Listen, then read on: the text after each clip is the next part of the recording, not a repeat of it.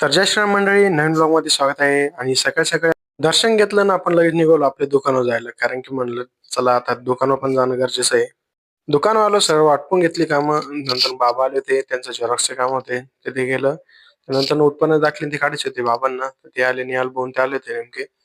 तिथे सगळे कामं आटपली. नंतर सनी केतूचा फोन आला, ते म्हणे आपलं पार्सल आलंय म्हणे, तेवढं घेऊन ये म्हणे, तेवढं पटकन जाऊन.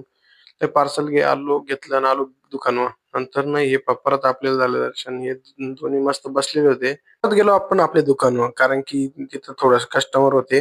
त्यात ओम आला होता, त्याला घ्यायचे होते दोरे. म्हटलं पटकन त्याला देऊन दोरे बिरे देऊन टाकू. नंतर परत आपण आलो आपल्या जे इथं जे जुनं दुकान होतं आमचं.